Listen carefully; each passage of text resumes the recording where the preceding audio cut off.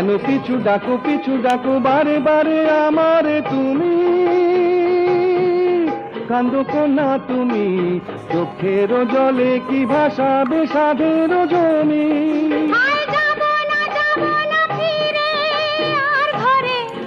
পোড়া মন মানে না সংসার কারি বাতরে, দেহ কাটিয়া মই বানাবো নৌকা তোমারি, দুটি কাটিয়া হাত বানাবো নৌকারি দাঁড়ি, আর বাসন কাটিয়া দেব পাল তুফানে আমি উড়াবো, হব ময়ূর পঙ্খী তোমারি,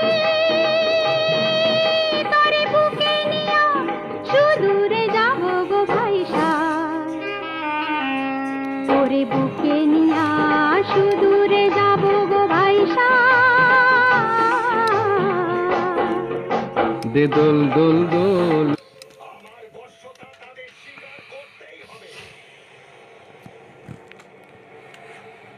যদি তোমাদের তিনজনের তপস্যা সফল হয়ে যেত তাহলে আমার স্বপ্নও সফল হতো।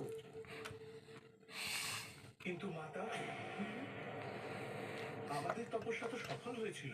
সফল হওয়ার ফল কে পেয়েছে বিভীষণ? আমি অসুরদের উত্থানের জন্য তোমাকে বর চাইতে বলেছিলাম, কিন্তু তুমি কে চেয়েছো? স্মরণ আছে? ওম ব্রহ্মদেবায় নমঃ, ওম ব্রহ্মদেবায় নমঃ, ওম ব্রহ্মদেবায় আর এটা সোনু কি সন্ধে দিয়ে গেছে? আহ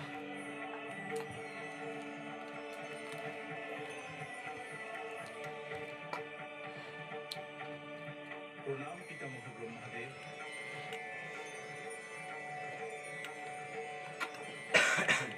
তোমার তপস্যা আমি প্রসন্ন হয়েছি। কি চাও বিভীষণ? পিতামহ, মাতা তো আমাকে অন্য কিছু চাইতে বলেছিলেন, কিন্তু বুঝতে পারছি না সেটাই চাইবো নাকি অন্য কিছু।